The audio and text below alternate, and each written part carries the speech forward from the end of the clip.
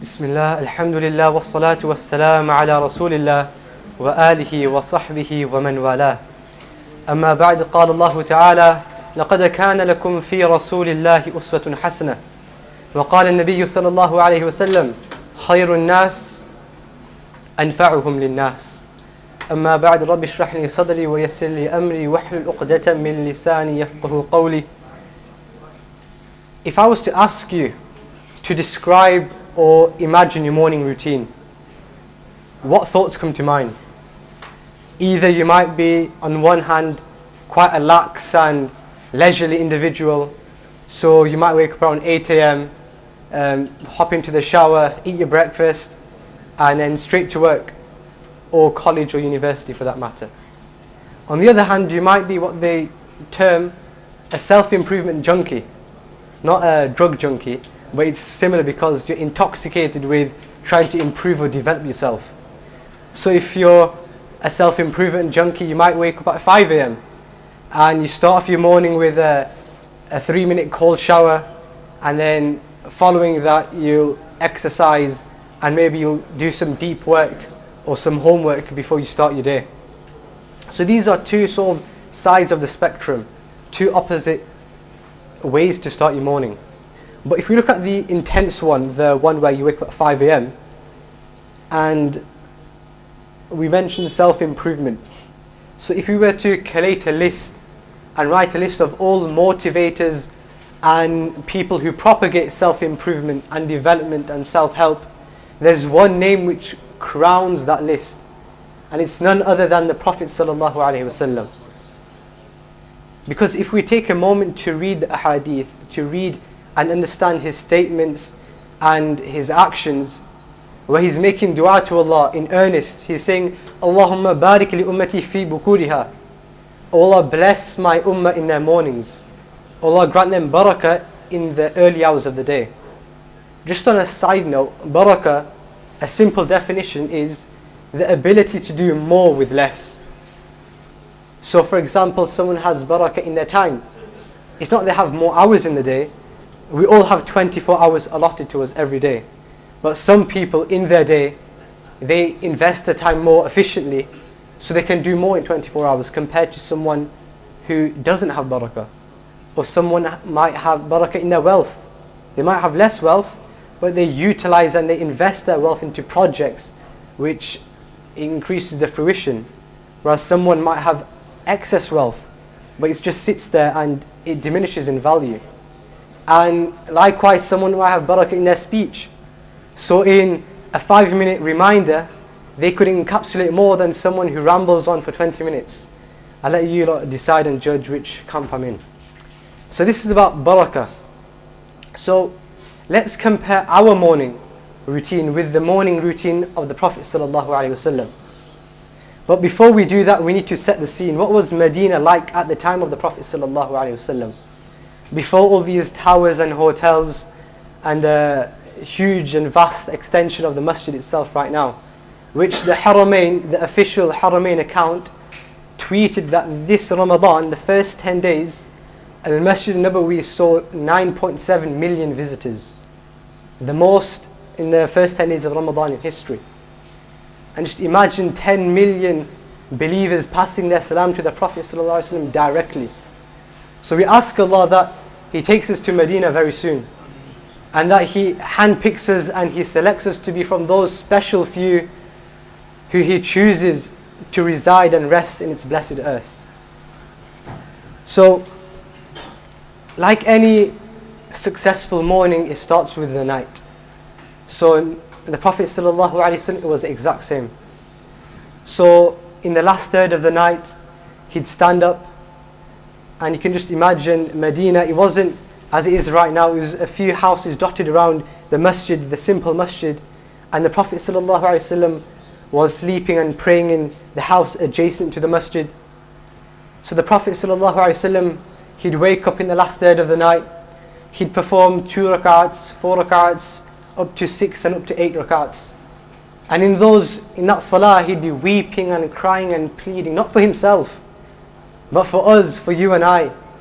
And we continue to deviate from his path and we continue to not follow his teachings and his methods. So this was the night routine of the Prophet ﷺ. After he'd perform his tahajjud salah, he'd then go to sleep and rest for a short while. But the way he'd go to sleep, the hadith mentions that he'd rest his hand up to his head, because this isn't as comfortable as sleeping normally. So he'd do that just so when Bilal radiallahu anhu calls the adhan, the Prophet ﷺ can wake up fresh and he can grab his miswak and he can go to lead the salah.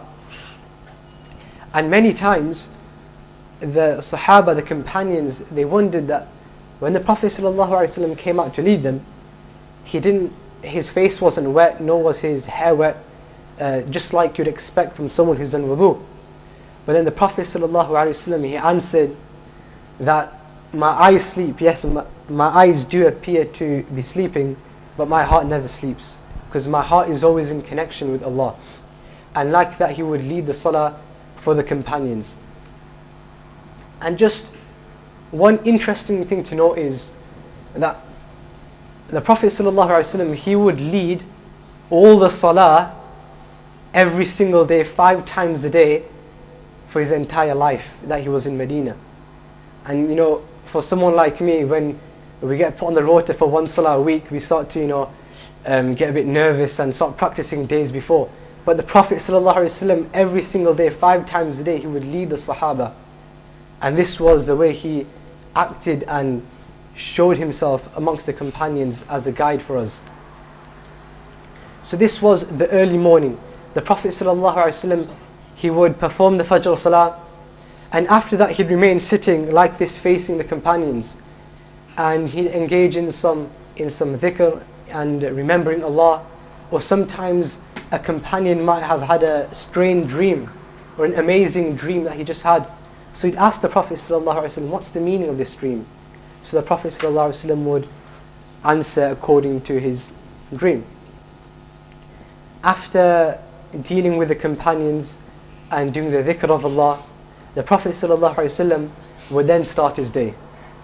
He'd start his day by serving people, by serving the community at large. And this is what we need to take away.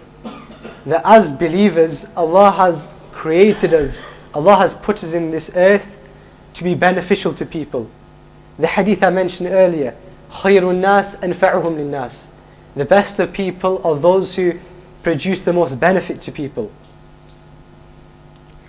And if you look at the life of the Prophet ﷺ, his entire life was just full of this and coloured with this, providing benefit for the believers, for the companions, for those who hadn't yet come to Islam. So this is what he'd do. And then in the afternoon, he would perform the Dhuhr Salah. And after the Dhuhr Salah, because Medina and Arabia, it's so hot, even in the Middle East and South Asia, you can't go outside in the afternoon. So he'd partake in the Qaylula, which is a nap. And sometimes it's called a Molana's nap, where because every afternoon, usually in South Asia, every Molana after Dhuhr time, after having Darsha, they'll go to sleep for a good half an hour. So this is what the Prophet ﷺ would do, have a qaylul, a light nap, just to re-energize himself for the day yet to continue.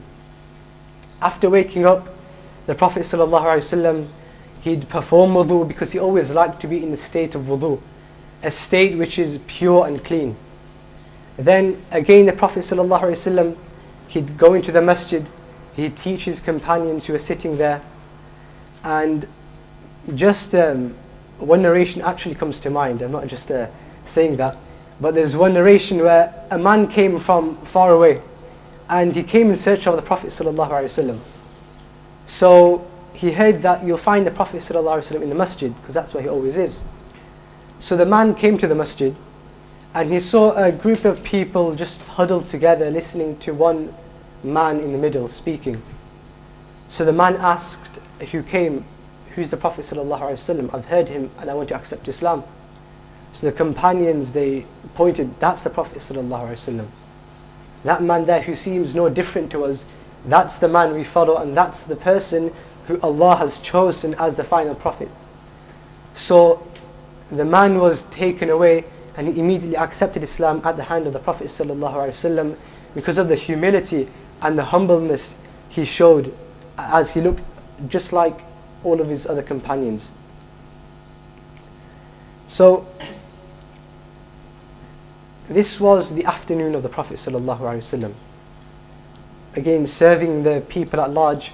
And then Asr time came, and with the Asr Salah, Allah subhanahu wa ta'ala has said in the Quran that safeguard your Salah, especially the midday Salah, the afternoon Salah. حافظوا على الصلوات والصلاة الوسطى.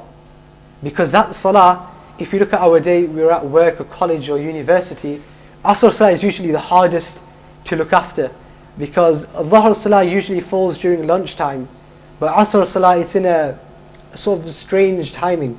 So that's why Allah specially addresses it in the Quran, safeguard this Salah. Because if we safeguard this Salah, then the other prayers will easily and automatically come easily to us. So the Prophet ﷺ would lead the Asr Salah. After Asr Salah, the Prophet ﷺ would usually stay in the masjid, and again he'd continue reading in tilawah of the Quran or some dhikr, or addressing the companions with whatever queries they have, or if a delegation came from far away, he'd address their answers and propagate Islam to them. So that was Asr to Maghrib. Then the Prophet ﷺ would lead the Maghrib prayer. After Maghrib, he'd return to his hujrah, his home, and he'd maybe have dinner. And the supper and the dinner of the Prophet ﷺ, it's not like our feasts and our banquets. There's narrations which Aisha radiallahu anha has said that for 2 whole months the stove or the oven of the house of the Prophet ﷺ was not lit. Meaning for 2 whole months, 60 days, the Prophet ﷺ and his family would suffice themselves on what is called aswadain, dates and water. For 2 whole months they'd suffice themselves on such little amounts of food. And this is the same Prophet who Allah himself said to the Prophet ﷺ, if you want, I will give you a full valley of gold. And if you imagine a valley, it's an entire canyon of gold. But the Prophet ﷺ, he said, no, I don't want the dunya. Even though if he took that valley of gold, it wouldn't affect his position in the akhirah as the leader of all humanity in the afterlife. But the Prophet ﷺ still said, no, I don't want this material wealth. So this is how the Prophet ﷺ would eat his dinner. After Maghrib Salah, he'd speak and socialize himself with his family and his children and his grandchildren. And then Isha Salah comes. So with the Isha Salah, the Prophet ﷺ again leads the people. And after Isha Salah, the Prophet ﷺ, he reads his Nafil Salah at home. But one important thing to note is, as we have regressed quite a lot since the companions and their followers, that usually we find it difficult to perform Tahajjud Salah. You know, when Tahajjud Salah should be read in the last third of the night. Usually in Ramadan we can read the Tahajjud Salah because we're up for Sahri anyway. But outside of Ramadan, one easy way to make sure that every night you read Tahajjud is after Isha Salah, before you've read your witr, just read 2 rakats. 2 easy, simple rakats with the intention of Tahajjud, of the night prayer, and then pray your witr and then go to sleep. And inshallah you'll find this as the same reward as performing Tahajjud, because you did it with that intention. So if we look at the day of the Prophet ﷺ, it was spent in remembering Allah, worshipping Allah, but also serving humanity and the community of his. So that's what I want to focus on. How did the Prophet ﷺ focus and help his community? Because when we read the famous hadith of when the Prophet ﷺ, he first met the angel Jibreel alayhi salam. So the Prophet ﷺ, he was in his cave, usually just contemplating and worshipping Allah. Then all of a sudden, an otherworldly person comes to the Prophet ﷺ and he squeezes him. The hadith states that حَتَّى بَلَغَنِي مِنِّي الْجُهْدِ, until I was nearly on the brink and on the verge of leaving this world. And this happened not once, not twice, but 3 times. So you can just imagine the experience the Prophet ﷺ went through. So, as the hadith says, the Prophet ﷺ, he came running down from the mountain to his wife, Hazrat Khadija radiallahu anha, and he says, "Zammiluni, zammiluni, cover me, cover me." And then the Prophet ﷺ, he says that, لَقَدْ خَشِيتُ عَلَى نَفْسِي, I fear for myself, I'm scared that something is happening to me, because someone just squeezed me until I nearly passed away 3 times. I'm scared that Allah is disappointed in me. So in what seems to be a masterclass of consolation and comfort and dispelling the worries of the Prophet ﷺ, Hazrat Khadija radiallahu anha replies that, Kalla, that's never going to happen. Wallahi ma yukhzika Allahu abada. I swear by Allah, Allah will never disappoint nor disgrace the likes of you. Why would Allah not disgrace nor disappoint the likes of the Prophet sallallahu alaihi wasallam? Hazrat Khadija radiallahu anha, she answers with 5 different reasons why Allah wouldn't disappoint the Prophet sallallahu alaihi wasallam. And all these 5 reasons, they're not about worshipping Allah or spending times in contemplating Allah. Those 5 reasons are about helping people and maintaining ties of kinship. So I'll focus on 2 of the reasons that Hazrat Khadija radiallahu anha answered. She said, تحمل الكل وتكسب المعدوم. That تحمل الكل, you bear the burdens and the worries of the people around you who ask you, you bear their worries and you empathize with them.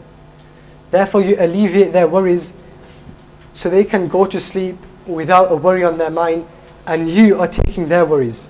That's one reason why Allah won't disappoint you. The second is taqsibul ma'doom. Ma'doom, it literally means to be vanished, to be non-existent. But in this context, it means someone who is so impoverished and poor that they can't suffice themselves. So Hazrat Khadija radiallahu anha, she replies, taqsibul ma'doom, you help them and you assist them, those people who are so poor.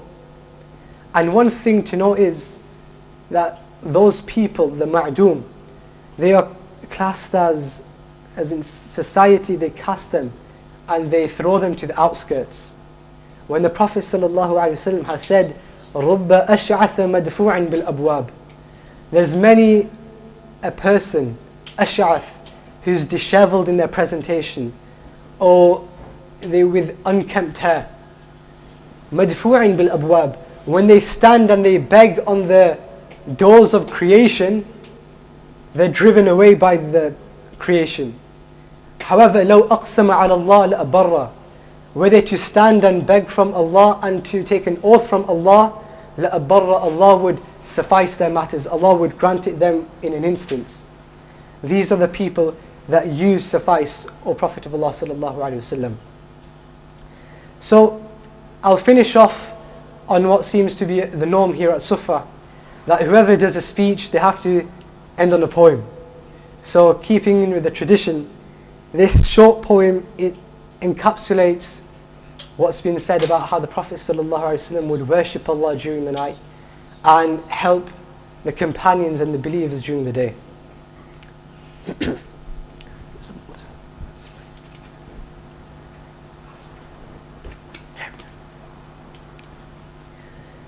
بالليل يبكي يناجي الإله وبالنور يمشي يضيء الحياة يمسح دمعا ويحمل ضعفا ويبسم وجها ويهدي النجاة.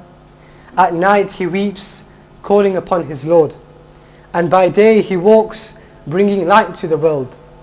He wipes away tears and carries the weak, his smile a mercy, his path a salvation. We ask Allah that He makes us of those who helps the community at large, and He makes us of those who worships Allah constantly. And we ask Allah that He grants us our wish to be buried and to pass away in a special land which is Medina al-Munawwarah. وآخر دعوانا أن الحمد لله رب العالمين.